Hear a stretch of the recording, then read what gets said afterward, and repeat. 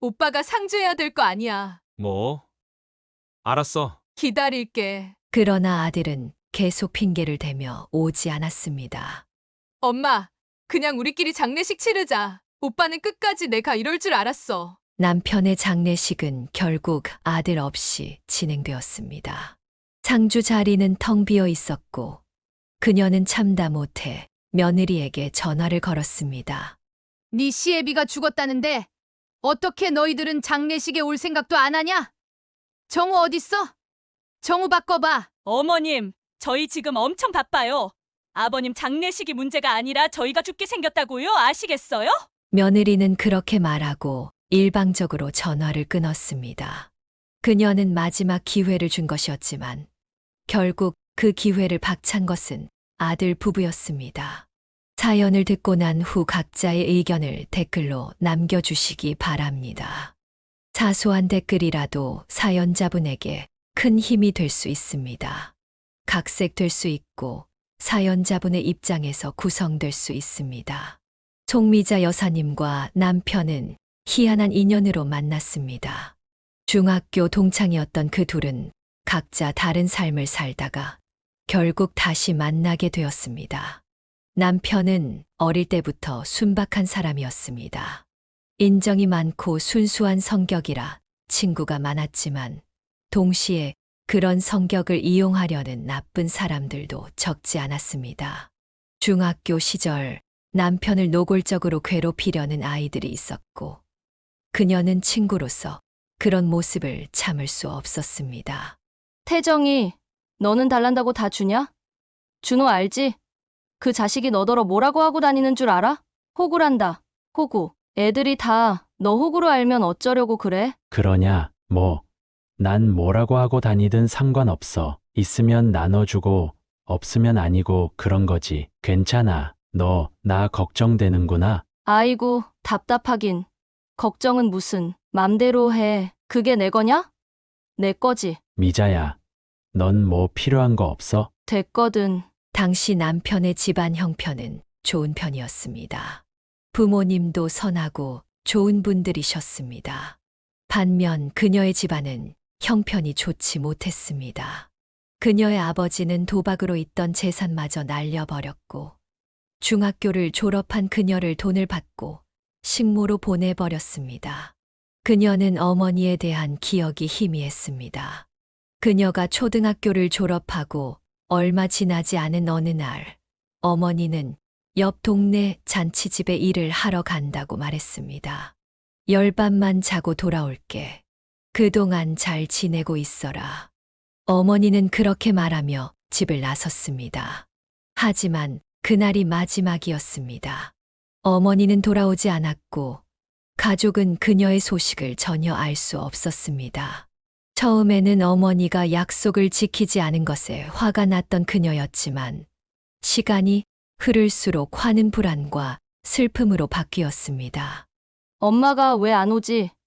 무슨 일이 생긴 건 아니겠지? 아버지에게 물어보았지만 아버지는 어머니 이야기만 꺼내면 성질을 내고 그날은 꼭 술에 취해 욕을 하곤 했습니다.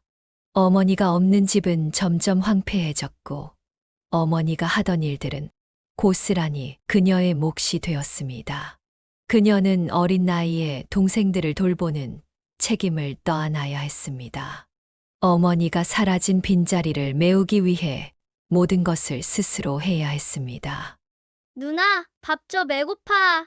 금방 해줄게. 조금만 기다려. 부엌으로 달려가 불을 지피고 대충 끓인 국과 밥을 내놓았습니다.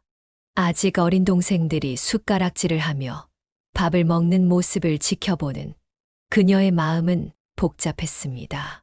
동생들에게 먹을 것을 챙기고 학교를 보내며 어른처럼 살아갔습니다. 자신은 학업도 제대로 이어갈 수 없었지만 동생들이라도 학교를 다닐 수 있도록 노력했습니다. 그녀는 어른 흉내를 내며 동생들의 숙제를 도와주기도 했습니다. 가끔 동생들이 울거나 떼를 쓰면 그녀는 겨우 참고 있던 눈물을 삼키며 동생들을 달래야 했습니다. 엄마가 돌아오면 우리도 다시 예전처럼 살 수 있을 거야. 그녀는 그렇게 스스로를 위로하며 하루하루를 버텨냈습니다. 그러나 시간이 지날수록 어머니가 돌아올 가능성은 점점 희박해졌습니다. 마을 사람들도 그녀와 가족들을 애처롭게 바라보며 한마디씩 했습니다. 참 안 됐다. 어미가 자식들 놔두고 어디로 갔는지. 저 애가 다 키우고 있대. 대단하다. 대단해. 그 말들은 그녀에게 위로가 되기보다는 더 큰 부담으로 다가왔습니다. 마치 자신이 모든 것을 감당해야 한다는 암묵적인 책임감처럼 느껴졌습니다. 어머니에 대한 원망도 점점 마음속에 자리 잡았습니다. 어떻게 자식들을 두고 떠날 수가 있어? 열밤만 자고 돌아온다더니 그렇지만 원망만 하고 있을 수는 없었습니다. 동생들이 그녀를 바라보고 있었고, 그녀는 자신이 무너지면 안 된다는 사실을 누구보다 잘 알고 있었습니다. 가끔 어머니가 돌아오는 꿈을 꾸기도 했습니다. 꿈속에서 어머니는 미소를 지으며 송미자를 안아주곤 했습니다. 미안하다, 미자야. 고생 많았지? 그러나 꿈에서 깨어나면 차가운 현실이 기다리고 있었습니다. 어머니의 부재는 현실이었고, 그녀는 그 현실을 받아들이며 스스로 어른이 되어가야 했습니다. 그녀는 지금도 부모에 대한 원망이 가득했습니다. 부모가 자식을 휴지 조각처럼 버릴 수 있다는 사실이 상식적으로 이해되지 않았기 때문입니다. 그렇게 그녀는 살던 동네를 떠나 처음 밟는 낯선 땅에서 남의 집살이를 하며 눈칫밥을 먹어야 했습니다. 그 집에서 온갖 고된 일을 겪고 난 뒤 겨우 식모살이를 끝내고 나온 그녀의 나이는 20살이었습니다. 그녀는 그 집을 떠나는 것만으로도 해방감을 느끼며 행복했습니다. 이후 시내의 한 쌀가게에서 계산하고 정리하는 일을 하게 되었습니다. 그녀는 하루 종일 눈치를 봐야 하는 식모살이보다 힘들지만 당당하게 일할 수 있는 쌀가게에서의 일이 더 좋았습니다. 그 가게여서 일한 지 1년 정도가 지났을 때 사장님이 그녀에게 선을 보라는 이야기를 꺼냈습니다. 미자야, 너도 이제 연애도 하고 결혼해야 되지 않아? 결혼이요? 저는 아직 생각 안 해봤는데요. 지금부터 만나야 25 전에 결혼할 거 아냐? 내가 선자리 좀 봐줄까? 선이요? 부끄러운데요. 그냥 만나나 봐. 너랑 동갑인데 애가 아주 듬직하니 성격도 좋아. 지금이야 어렵게 되기는 했지만 지 가족 밥 굶길 놈은 아니다. 그럼 제가 부끄럽지만 사장님이 알아서 해주세요. 그녀는 사장님을 믿고 선자리를 주선하겠다는 말에 따랐습니다. 약속 날짜가 정해지고 21살의 그녀는 설렘과 부담을 안고 약속 장소로 나갔습니다. 그런데 그곳에서 낯익은 사람이 그녀에게 다가왔습니다. 혹시 너 정미자 아니야? 나야. 나 박태정 기억나냐? 그녀는 놀라면서도 반가웠습니다. 기억나지? 그 호구짓 하고 다니던 박태정. 잘 지냈어? 여긴 어쩐 일이야? 나 우리 엄마가 선 좀 보라고 해서 선 보러 왔는데 설마 내가 그 상대냐? 그녀와 선을 보기로 한 사람이 바로 중학교 동창이었던 남편이었습니다. 고향과 거리가 먼 지역에서 다시 만난 것을 두고 그녀는 사람 인연이란 참 요상하다고 생각했습니다.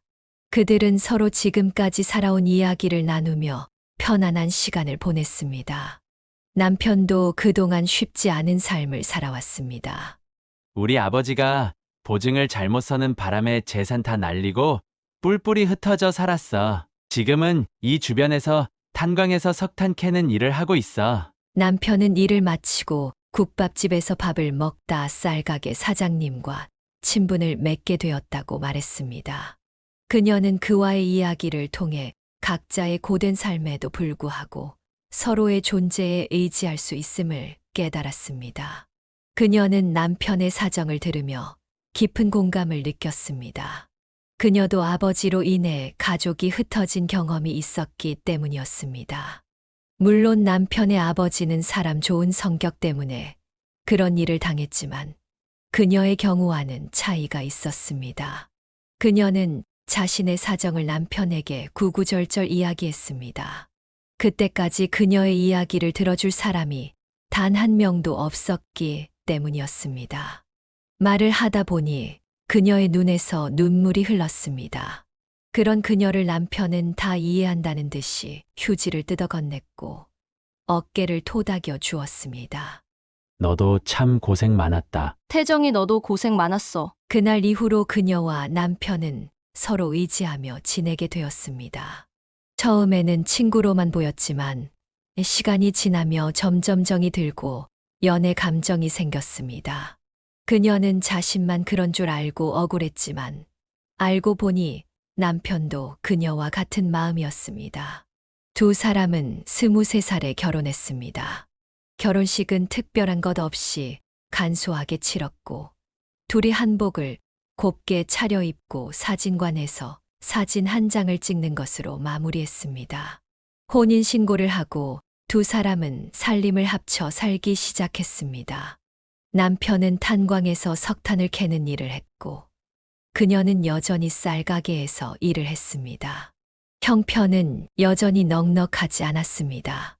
그래도 두 사람은 아끼고 아끼며 적은 돈이라도 열심히 모았습니다. 그러던 중 큰 사건이 터졌습니다. 남편이 일하던 탄광의 갱도가 무너지는 사고가 발생한 것이었습니다. 그녀는 남편이 그곳에 갇힌 줄 알고 일하다 말고 현장으로 달려가 대성통곡을 했습니다. 태정아, 태정아.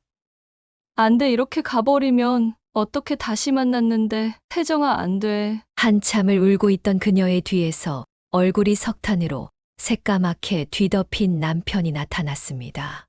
미자야, 나 여기 있어. 왜 울어?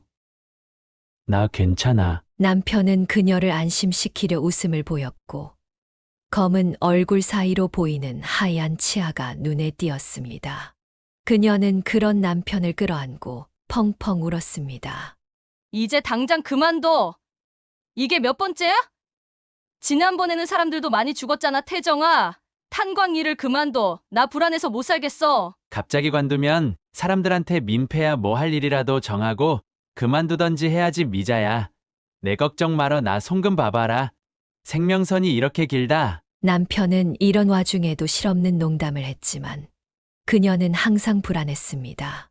그러던 어느 날 그녀는 어릴 적부터 친하게 지내던 친척 언니를 우연히 마주쳤습니다. 언니, 수키 언니 맞지? 여긴 어쩐 일이야? 너 미자구나. 나 여기에 시댁이 있어서 왔어. 어이구, 너 여기 살았어? 너희 가족 소식은 들었는데. 언니는 그녀의 손을 붙잡고 먹먹한 목소리로 그녀의 안부를 물었습니다. 시댁 제사를 지내고 돌아가는 길이라며 그녀는 언니를 집으로 초대했습니다. 언니는 그녀와 남편이 살던 작은 집을 보고 놀란 표정을 지었습니다. 여기서 둘이 사는 거야?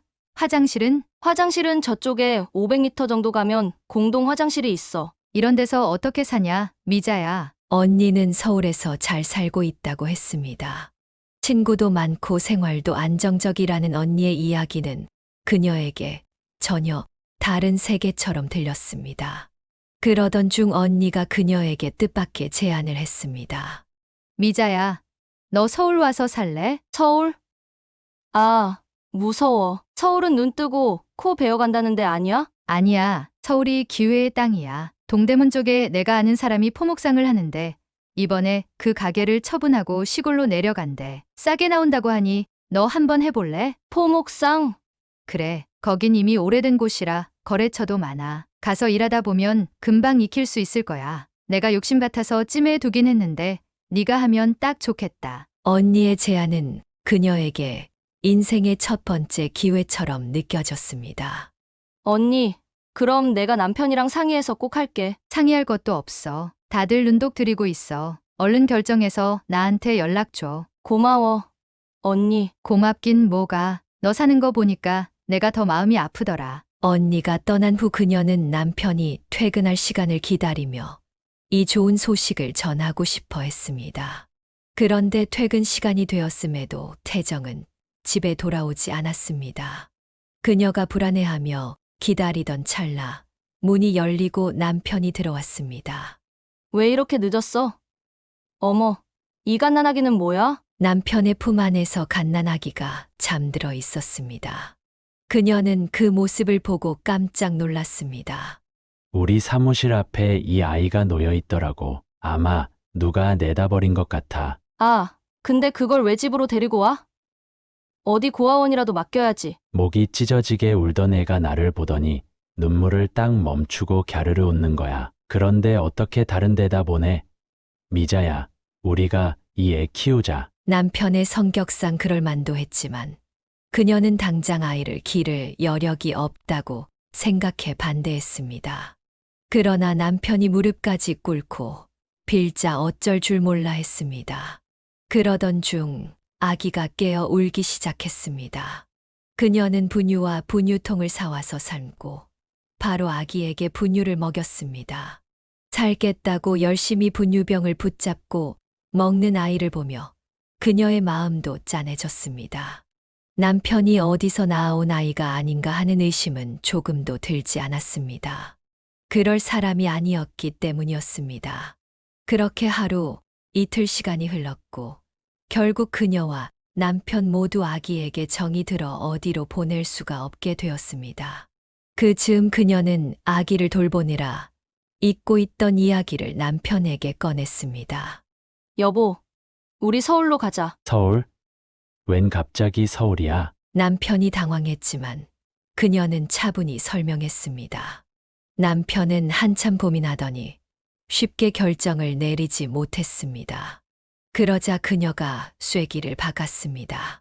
이 아이도 키우기로 했는데 더 넓은 세상으로 가야지. 이대로 살다가는 죽도 밥도 안 돼. 다 정리하고 갑시다. 결국 두 사람은 살던 곳을 정리하고 서울로 올라갔습니다. 처음에는 모든 사람이 사기꾼 같았고 적응하기 힘들었지만 그녀는 좋은 사람들을 많이 만나며 가게 일에 재미를 붙였습니다. 남편 역시 사람이 좋아서 주변에 따르는 이들이 많았습니다. 덕분에 두 사람은 2년 만에 서울 생활에서 자리를 잡았습니다. 그녀는 고마운 수키 언니에게 좋은 선물도 했습니다. 언니는 그녀가 버려진 아이를 키우는 것을 알고 있었습니다. 정우라고 그랬지? 이제 3살 됐나? 응, 3살이야. 잘생겼어. 아무리 그래도 너도 내 자식을 낳아야지. 어찌됐든 내 핏줄은 아니잖아. 내가 낳은 자식이나 다름없는데 뭐 그런 소리 마. 그건 그렇지만 애 하나만 키울 거야? 형제가 있어야지. 그녀도 따로 아이를 가질 생각이 없었던 것은 아니었지만 서울 생활에 적응하느라 애를 가지지 못했던 것이었습니다. 그녀는 젊은 시절 자신이 아이를 낳고 싶은 마음을 가지게 될 줄은 전혀 예상하지 못했습니다. 어린 시절부터 동생들을 돌보며 힘겹게 살아왔던 그녀는 결혼 전까지 아이는 고사하고 어린아이의 울음소리조차 듣기 싫어했습니다. 그녀는 아이를 키운다는 것이 얼마나 고된 일인지 뼈저리게 느끼며 자랐습니다. 그런 그녀가 결혼 후 처음으로 생각을 바꾼 것은 정우 때문이었습니다. 정우는 어린 시절 남편과 함께 데려와 키운 아이로 그녀의 마음을 서서히 녹였습니다. 정우가 두 팔을 벌리며 그녀에게 안기거나 까르르 웃으며 뒤뚱거리는 모습을 볼 때마다 송미자는 묘한 감정에 사로잡혔습니다. 정우가 해맑게 그녀를 부를 때마다 그녀는 마음 한구석이 따뜻해졌습니다. 동생들을 돌볼 때와는 전혀 다른 감정이었습니다. 정우는 그녀가 처음으로 내 아이라는 감정을 느끼게 해준 존재였습니다. 그녀는 남편에게 조심스럽게 말을 꺼냈습니다. 여보, 우리도 아이를 가져볼까? 정말? 당신은 아이 싫다며. 정우를 보니까 나도 우리 아이를 낳아보고 싶어. 남편은 기뻐하며 그녀의 결심을 지지했습니다. 하지만 문제는 그 다음부터였습니다. 평생 고된 일을 해왔던 탓인지 그녀는 좀처럼 아이를 가질 수 없었습니다. 그녀는 온갖 방법을 다 동원했습니다. 마을에 용한 무당이 있다더라. 거기 가보자. 병원에 가서 정밀 검사를 받고 약재를 찾아다니고 용하다는 무당까지 찾아갔습니다. 기도도 빼놓지 않았습니다. 하느님, 부처님, 제발 아이를 가질 수 있게 해주세요. 한 번만, 딱 한 번만. 하지만 노력은 번번이 실패로 돌아갔습니다. 시간이 흐르면서 그녀는 점점 지쳐갔고 남편도 무기력해졌습니다. 여보, 이제 그만하자. 우리가 노력하지 않은 게 없잖아. 그래, 어쩌면 우리가 정우를 키우는 것만으로도 충분한 인연일지도 모르지. 모든 것을 포기하려던 그 즈음 송미자는 느닷없이 몸에 이상을 느꼈습니다. 평소와 달리 속이 울렁거리고 피곤함이 몰려왔습니다. 처음에는 단순한 감기려니 했습니다. 그러나 병원을 찾아간 그녀는 의사의 말을 듣고 깜짝 놀랐습니다. 축하합니다. 임신이네요. 그녀는 의사의 말을 듣고 눈물을 쏟았습니다. 정말인가요? 제가 정말 임신을 했나요? 네, 6주 차입니다. 앞으로 조심하셔야 합니다. 그녀는 집으로 돌아와 남편에게 이 소식을 전했습니다. 여보, 나 임신했대. 뭐라고? 정말이야? 남편은 그녀를 와락 끌어안으며 기쁨의 눈물을 흘렸습니다. 두 사람은 믿기지 않는 기적에 감사를 표하며 조심스럽게 새로운 생명을 기다렸습니다. 그녀는 배 속의 아이에게 말을 걸며 하루하루를 보냈습니다. 우리 아가 엄마가 얼마나 널 기다렸는지 아니? 건강하게 태어나기만 하면 돼. 엄마는 그거면 충분해. 그리고 그녀는 첫째와 4살 터울의 딸을 출산하게 되었습니다. 포목상을 하며 돈도 많이 벌었고 평수 넓은 아파트로 이사도 했습니다. 그녀는 육아를 맡았고 남편이 가게 일을 맡게 되었습니다. 남편은 주변에서 좋은 정보를 얻어 재테크도 성공적으로 했습니다. 그러나 정우는 동생이 태어나자 심한 질투를 하기 시작했습니다. 정우야, 동생 꼬집고 그러면 안 돼. 동생이 아야 하잖아. 동생이 미워. 못생겼어. 싫어. 아이고, 우리 정우가 왜 그럴까? 오빠가 동생을 미워하면 어떡해? 엄마는 정우도 소중하고 우리 정아도 소중하단 말이야. 둘이 사이좋게 지냈으면 좋겠는데. 몰라. 난 얘 싫어. 그녀는 정우가 어려서 그런가 보다 했습니다. 그러나 정우는 커갈수록 주체할 수 없을 정도로 말썽꾸러기가 되었습니다. 다른 부모들에게 사과를 해야 할 일이 많았고 결국 중학생 때는 친구를 괴롭혀 강제 전학을 가게 되었습니다. 남편은 참다 못해 크게 혼을 낸 적도 있었습니다. 정우, 너 이놈의 자식! 언제까지 엄마 아빠 속 썩이고 다닐 거야? 도대체 왜 그러는 건데? 내가 뭘? 난 그냥 친구들이랑 노는 게 좋아. 누가 노는 거 가지고 그래? 다른 사람들 괴롭히고 나쁜 짓은 하면 안 되잖아. 이놈아! 알았어. 알았다고. 그러나 정우의 태도는 그때뿐이었습니다. 변하지 않는 아들의 모습에 그녀와 남편은 한숨만 늘었습니다. 그 와중에도 딸은 스스로 알아서 잘 자랐습니다. 필요한 것이 있으면 직접 말을 했고 그녀는 그것을 해주기만 했습니다. 그럼에도 딸은 전교 1등을 놓친 적이 없었습니다. 그녀는 그런 딸이 대견하면서도 미안한 마음이 들었습니다. 시간이 흐르며 그녀의 딸 정아는 고등학교 1학년이 되었고 아들은 대학 입학은 꿈도 꾸지 못한 채 집에서 빈둥거리며 불량스러운 친구들과 어울려 다니기 바빴습니다. 그녀는 아들이 군대에 다녀오면 정신을 차릴 거라며 막연히 기다리고 있었습니다.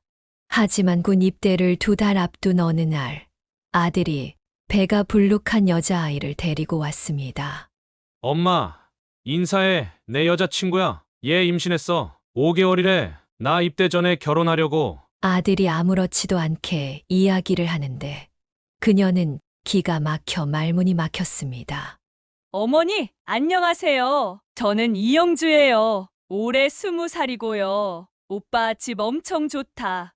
우와, 여자아이의 부모가 걱정된 그녀는 마음을 가다듬고 물었습니다. 그럼 너희 부모님은 이 사실을 아시니? 부모님이요?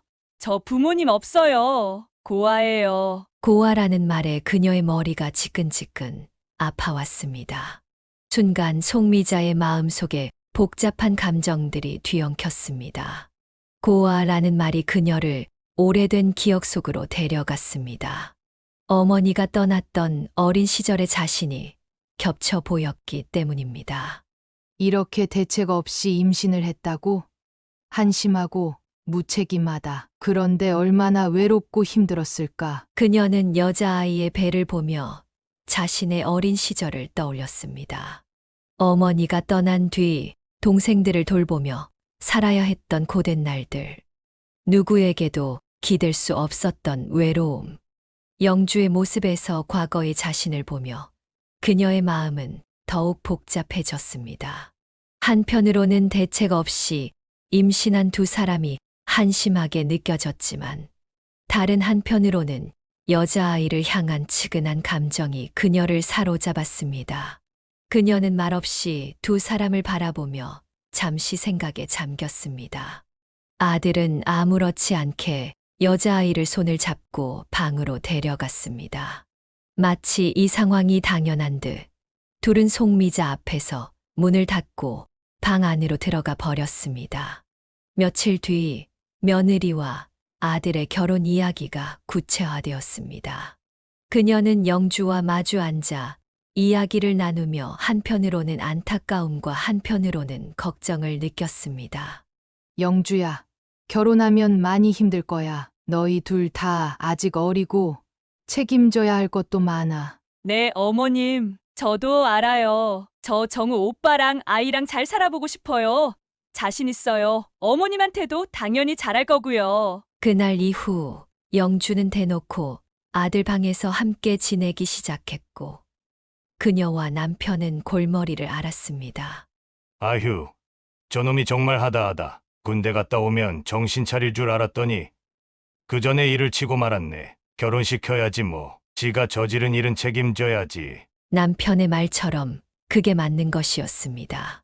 그렇게 그녀는 생전 처음 보는 며느리와 함께 지내게 되었고 그 사이 아들은 군대에 입대했습니다. 그녀의 결심과는 다르게 며느리는 자기 주장이 강한 사람이었습니다. 예의도 없다고 느껴지기도 했습니다. 그런데 그녀는 어릴 적 부모님의 사랑을 못 받아서 그럴 거라고 애써 웃어 넘겼습니다. 그리고 그녀는 어린 며느리의 수발을 들어야 하는 상황이 되었습니다. 영주야, 시장에 고등어가 싸길래 좀 구워봤다. 어떠니? 별로니? 몇 번을 말해요. 저는 굴비나 갈치를 좋아한다니까요.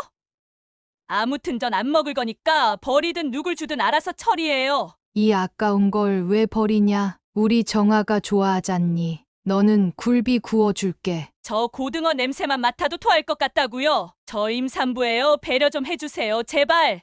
버리라고요. 그녀는 어릴 적 식모살이를 하던 기분이 들었습니다. 어린 며느리는 까탈스럽기가 이루 말할 수 없었습니다. 고등학교에 다니던 딸도 새언니 때문에 고초를 겪었습니다. 엄마, 언니가 또 내 방에 들어왔나 봐. 뭐? 걔가 내 방을 왜? 몰라. 내 교과서에 맨날 낙서해놔. 진짜 짜증나. 수업 시간에 필기해둔 거에도 낙서해놨어. 미치겠어. 엄마가 잘 말해볼게. 아우, 속상해. 참다 못한 그녀는 며느리에게 한 소리 했습니다. 영주야, 정아가 이제 고등학생이고 수험생이잖니. 그런데요? 그런데요가 아니라 내가 좀 신경 써줘. 내 시누이가 공부 욕심 있는 거 알잖아. 애 방에서 애 책에 낙서하고 그러지 마라. 심심하면 너 볼 책 사줄까? 너 뭐 좋아하는 거 있어? 그녀의 말에 며느리는 대답도 하지 않은 채 노려보다가 문을 쾅 닫고 방으로 들어가 버렸습니다. 그녀는 어처구니가 없었습니다. 부모에게 배운 게 없어서 저러나 싶기도 했습니다. 그런데 며느리는 기다렸다가 남편 앞에서 하소연을 늘어놓았습니다. 아버님, 저 이 집에서 못 살겠어요. 저 나가서 살래요. 어머니랑 아가씨가 저를 미워해요. 어떻게 이러실 수 있어요? 저 임산부인데. 며느리는 마치 그녀와 딸이 자신을 괴롭히기라도 한 것처럼 말했고 남편은 그런 이야기에 쉽게 넘어갔습니다. 그래, 내가 쉽지 않겠구나. 애기 낳으면 따로 집을 구해줄게. 좀만 참아라. 남편은 며느리 앞에서 기를 쓰지 못하는 모습이었습니다. 결국 며느리가 출산을 하고 난 뒤 남편은 가까운 곳에 아파트를 얻어주었습니다. 분가를 한 뒤 압박이 덜했는지 며느리에게도 변화가 생겼습니다. 출산 후 나름대로 열심히 살아보려고 노력했습니다.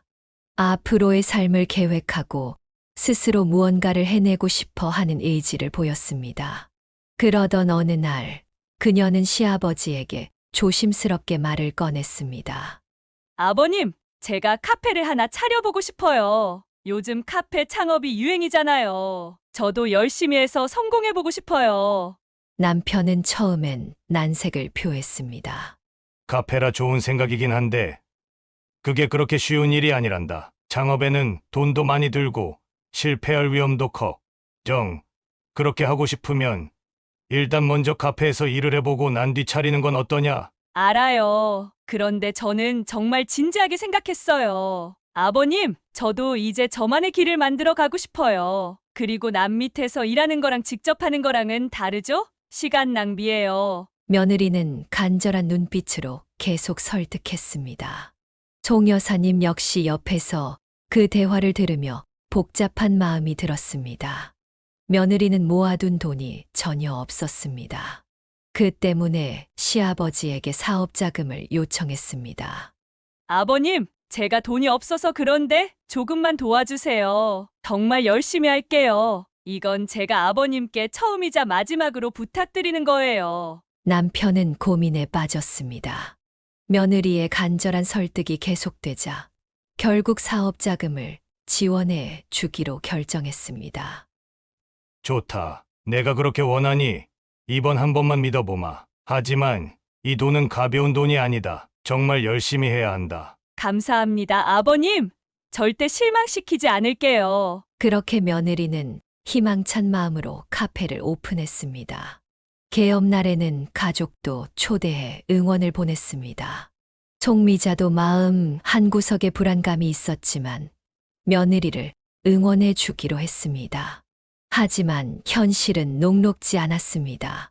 카페를 차린 지 몇 달 만에 매출은 기대에 미치지 못했고 운영비와 임대료는 계속 쌓여만 갔습니다. 며느리는 밤낮 없이 일을 하며 손님을 끌어모으려고 노력했지만 결과는 변하지 않았습니다. 아버님, 어머님 죄송해요. 제가 잘할 수 있을 줄 알았는데 안 되네요. 결국 카페는 오픈한 지 몇 달 만에 문을 닫아야 했습니다. 며느리는 눈물을 흘리며 고개를 숙였습니다. 제가 더 노력했어야 했는데 정말 죄송해요. 남편은 깊은 한숨을 내쉬며 며느리를 바라봤습니다. 돈이 중요한 게 아니다. 내가 잘해보려고 노력했으면 그걸로 된 거다. 하지만 다음에 신중하게 생각해야 한다. 알겠니? 이번 일을 통해 영주 너도 느낀 게 있다고 생각한다. 그거면 되었다. 며느리는 고개를 끄덕이며 다시 한번 죄송하다는 말을 반복했습니다. 그 모습을 보며 복잡한 마음이 들었습니다. 그 뒤로도 남편은 며느리가 사업을 하겠다고 가져간 돈이 많다고 했습니다. 그녀는 손주를 위해 애들이 정신을 차리길 바라는 마음에 아무 말도 하지 않았습니다. 그러나 며느리는 사업에 번번이 실패했고 그때마다 당연하다는 듯 돈을 가져갔습니다. 그렇게 가져간 돈만 해도 몇억 원을 넘었습니다. 그러다가 아들이 제대하고 나서 아들과 며느리는 인터넷 쇼핑몰을 차렸다고 했습니다. 몇 번의 실패 끝에 겨우 성공을 했는지 4살 때까지 그녀가 키우던 손주를 데려갔습니다. 할아버지, 할머니한테 인사해. 이제 엄마랑 아빠랑 같이 살 거야. 그러자 손주가 울면서 칭얼댔습니다. 싫어, 싫어. 나는 할머니랑 살 거야. 엄마 아빠랑 안 살 거야. 며느리는 그 모습을 보며 태연하게 말했습니다. 어머님, 저희 갈게요. 요즘 정말 바쁘거든요. 저희 사업 대박 났어요. 그 말만 남기고 며느리는 손주를 데리고 떠났습니다. 그녀는 아무런 인사도 없이 떠나는 모습에 허무함을 느꼈습니다. 그 무렵 그녀의 딸 정아 씨는 법대에 입학해 다니고 있었습니다. 딸은 오빠를 달가워하지 않았습니다. 엄마, 오빠는 진짜 이해가 안 돼요. 어떻게 엄마가 손주 보고 싶어 하는 거 다 알면서 연락 한 통 안 할 수가 있냐고요. 바쁘다는데 어쩌겠니? 엄마 아빠 밑에서 어떻게 오빠 같은 사람이 나왔는지 모르겠어요. 가끔 보면 남 같아요. 딸이 그렇게 말할 때마다 그녀는 괜히 흠칫 놀랐습니다. 손주가 보고 싶고 궁금했지만 연락을 하면 아들과 며느리는 피하기 바빴습니다. 명절에도 찾아오지 않았습니다. 나중에는 무소식이 희소식이라며 단념하게 되었습니다. 남편은 그녀보다 더 속상해했습니다. 내가 지들한테 어떻게 해줬는데 전화하니까 뭐라는 줄 알아?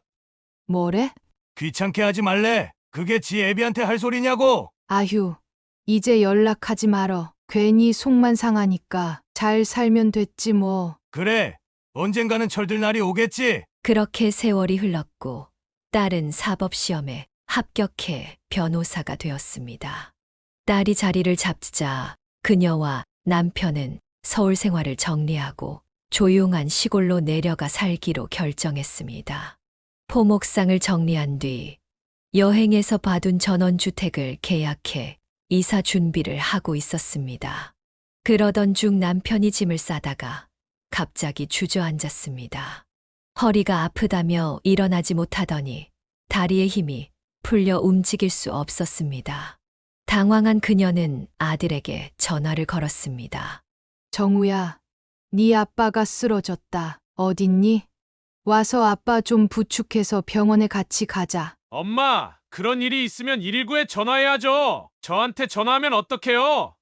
아, 정말 가지가지 하시네. 아들은 그렇게 말하더니 전화를 끊어버렸습니다. 그녀는 어처구니가 없었고 남편도 옆에서 깊은 한숨을 내쉬었습니다.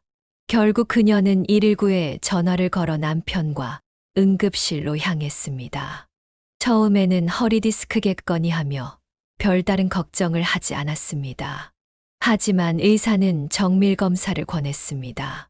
검사 결과는 충격적이었습니다. 흉추 쪽에 종양이 생겨 뼈를 누르고 있습니다. 종양이요? 암이란 말씀이세요? 아, 네. 지금 이 상태로는 수술이 어렵습니다. 일단 방사선 치료부터 시작하시는 게 좋겠습니다. 의사의 말에 남편과 그녀는 멍한 상태가 되었습니다. 전원 생활을 꿈꾸며 모든 것을 정리한 시점의 암이라니 모든 계획과 꿈이 물거품처럼 사라졌습니다. 그녀는 그저 남편이 살기만을 바랐습니다. 방사선 치료를 받았지만 남편의 상태는 좋아지지 않았습니다. 딸은 퇴근 후 매일 병원으로 달려왔습니다. 하지만 아들은 연락을 해도 올 생각을 하지 않았습니다. 남편은 결국 아들을 포기한 듯 했습니다. 손주가 보고 싶다며 전화를 했지만 며느리는 무심하게 대답했습니다. 궁금해하지 마세요. 이제 애도 할아버지, 할머니 안 보고 싶다고 하네요. 사춘기라서 그런가 봐요. 남편은 그 말을 듣고 담담하게 말했습니다. 됐어. 그놈들 안 보고 가도 그만이야. 그녀는 눈물을 삼키며 남편에게 힘을 주려 했습니다.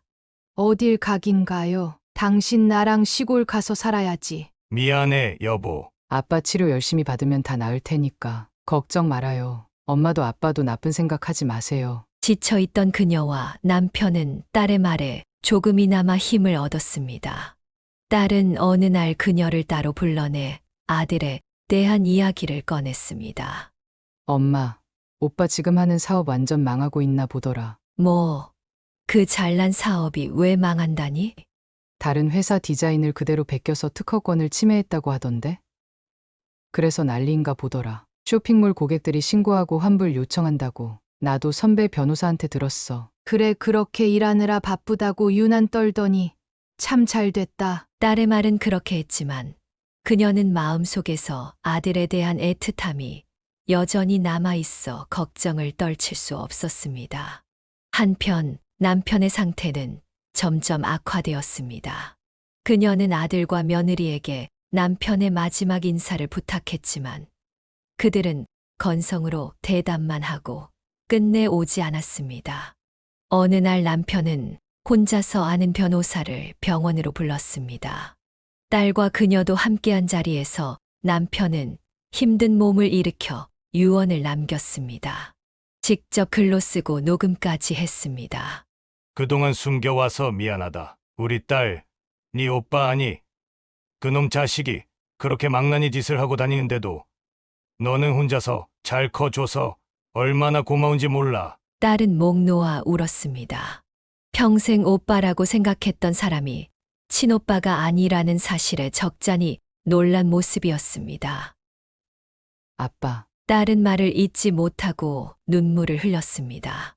남편은 유언장을 작성하고 공증을 받은 지 얼마 되지 않아 암을 이기지 못하고 눈을 감았습니다. 그녀는 평생 자신보다 남을 위해 희생하며 살았던 남편이 이렇게 빨리 떠난 것이 원망스러웠습니다. 또한 남편의 병을 미리 알아차리지 못한 자신이 한탄스러웠습니다. 남편의 사망 후 딸은 아들에게 전화를 걸었습니다. 오빠가 상주해야 될 거 아니야. 뭐? 알았어. 기다릴게. 그러나 아들은 계속 핑계를 대며 오지 않았습니다. 엄마, 그냥 우리끼리 장례식 치르자. 오빠는 끝까지 내가 이럴 줄 알았어. 그래, 그러자. 남편의 장례식은 결국 아들 없이 진행되었습니다. 상주 자리는 텅 비어 있었고 그녀는 참다 못해 며느리에게 전화를 걸었습니다. 네 시애비가 죽었다는데 어떻게 너희들은 장례식에 올 생각도 안 하냐? 정우 어딨어? 정우 바꿔봐. 어머님, 저희 지금 엄청 바빠요. 아버님 장례식이 문제가 아니라 저희가 죽게 생겼다고요? 아시겠어요? 며느리는 그렇게 말하고 일방적으로 전화를 끊었습니다. 그녀는 마지막 기회를 준 것이었지만 결국 그 기회를 박찬 것은 아들 부부였습니다.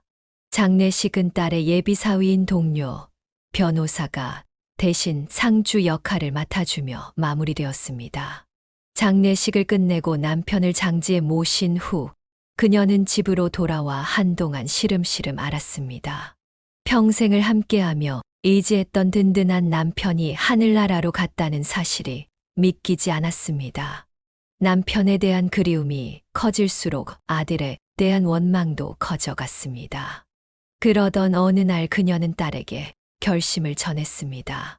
정아야, 정우한테 이제는 말해야겠다. 걔랑 호적으로 연결되어 있는 것도 끔찍해. 엄마 다녀올게. 엄마, 혼자 갔다가 무슨 일 당하려고 그래요. 나랑 같이 가요. 내가 주소 아니까. 그녀는 딸과 함께 10년 만에 아들을 만나러 갔습니다. 가는 길 내내 긴장과 분노가 섞여 온몸이 떨렸습니다. 그런 그녀를 딸이 가만히 안아주며 토닥였습니다. 아들이 운영하는 회사 앞으로 도착했을 때 그곳에서는 온갖 시위가 벌어지고 있었습니다. 사무실 앞에서 소비자를 기만하는 거지 기업 물러가라는 시위 구호가 울려 퍼지고 있었습니다. 그녀의 딸은 고개를 절레절레 흔들며 그 광경을 바라봤습니다. 사무실에 도착했지만 아들은 보이지 않았습니다. 대신 며느리가 그녀와 딸을 발견하고는 다가왔습니다. 며느리는 가까이 오더니 갑자기 무릎을 꿇고 말했습니다. 어머님, 보셨죠? 저희 좀 살려주세요. 저희 쫄딱 망하게 생겼어요, 아가씨. 아가씨 변호사라면서요. 우리 좀 도와줘요. 그렇게 사정을 하는 모습을 본 아들이 며느리를 일으켜 세웠습니다. 당신 왜 이래? 일어나 어서. 내가 말한다니까. 아들은 며느리를 제지하고 그녀에게 태연히 말을 걸었습니다. 엄마, 왔어? 지 애비가 죽었는데도 아무렇지 않은 태도로 말을 하는 아들을 보자 그녀의 분노가 터져 나왔습니다. 그녀는 아들의 멱살을 잡으며 외쳤습니다. 내가 왜 네 엄마야? 난 네 엄마 아니야. 넌 죽은 네 아버지한테 미안하지도 않냐? 아이, 왜 이래? 오랜만에 왔는데 진정 좀 해봐. 야, 정아야, 엄마 좀 말려봐. 그때 딸이 단호하게 말을 끊었습니다. 오빠 아니. 박정우 씨, 오늘 아빠가 남긴 유언장을 가지고 왔어요. 그거부터 확인해. 딸은 준비해 온 남편의 유언 녹음을 들었습니다. 남편의 목소리가 사무실에 울려 퍼졌습니다.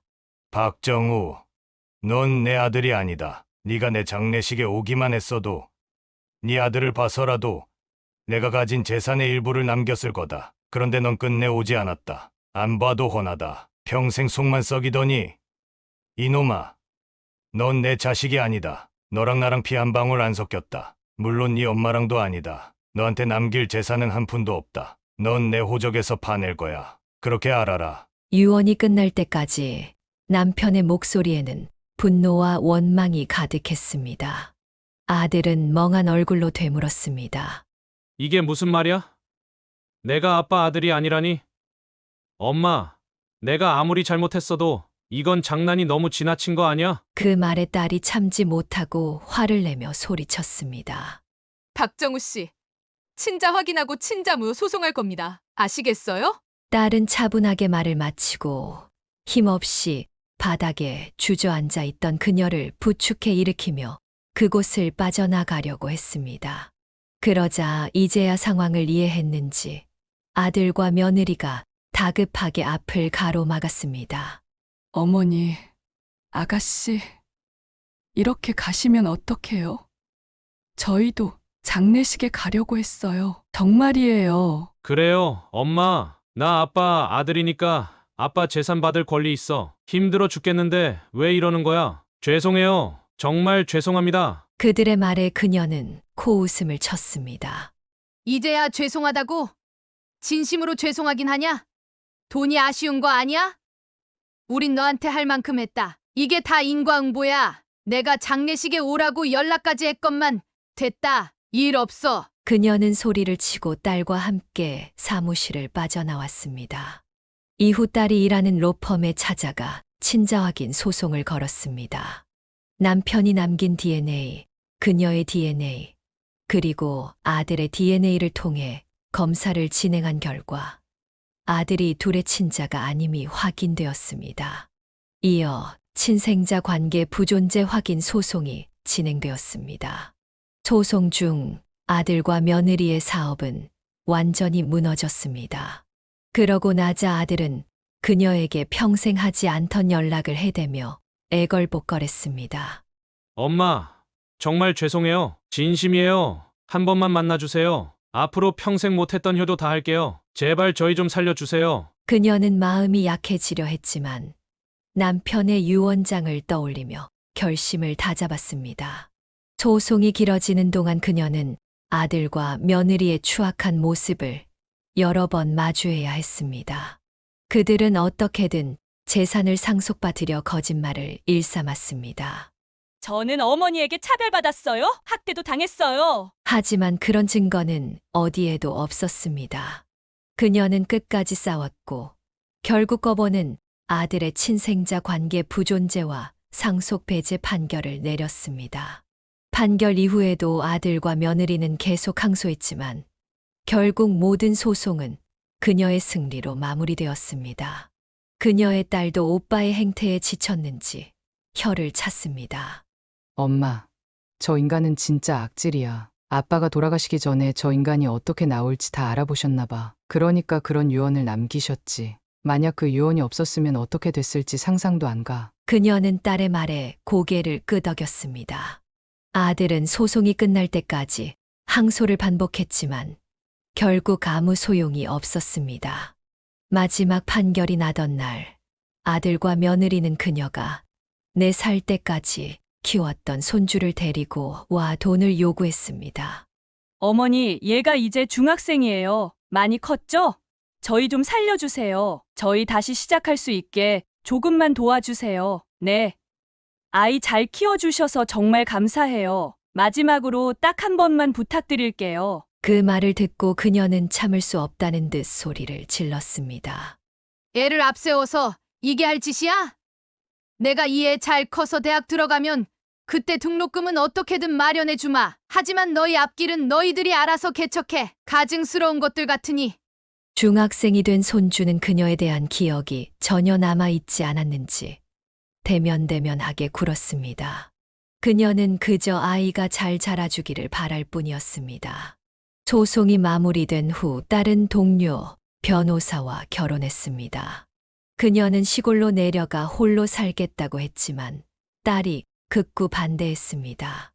엄마, 혼자 거기 가서 적적하게 어떻게 살려고 그래요. 나랑 가까운 데서 의지하면서 살아요. 엄마더러 또 애를 보라는 거냐? 아이고, 아서라. 그녀의 말에 딸은 껄껄대며 웃었습니다. 딸은 첫 아이를 낳고도 가사도우미를 쓰겠다며 사람을 구했지만 사람 구하는 일이 쉽지 않았습니다. 결국 그녀는 손녀와 손자를 직접 키우게 되었습니다. 그녀는 팔자련이 하고 딸 곁에서 손녀, 손자 2명을 키웠습니다. 이제 애들이 고등학생이 되었습니다. 아이들이 크는 걸 보며 세월이 언제 이렇게 흘렀나 싶어서 가끔씩 놀래기도 합니다. 아들과의 연락은 완전히 끊어졌습니다. 소송이 끝난 뒤에도 아들은 그녀를 협박하며 끈질기게 괴롭혔습니다. 다행히 딸과 사위의 도움으로 여러 위험에서 벗어날 수 있었습니다. 요즘 그녀는 남편이 꿈에 자주 나온다고 했습니다.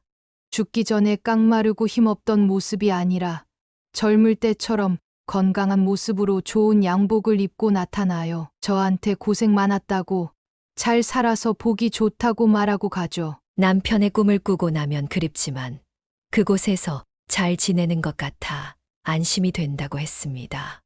여보, 우리 참 많은 일이 있었네. 거기서라도 누릴 거 다 누리고 잘 지내요. 나중에 하늘나라에서 다시 만납시다. 그녀는 그렇게 말을 마치며 웃었습니다. 여기까지가 송미자 여사님의 사연이었습니다. 통쾌한 복수가 참 시원합니다. 사연을 듣고 댓글을 남겨주시기 바랍니다. 사소한 의견일지라도 사연자분에게는 큰 힘이 됩니다. 노골적인 악성 댓글은 사연자분에게 상처가 될 수 있으니 삼가주시기 바랍니다.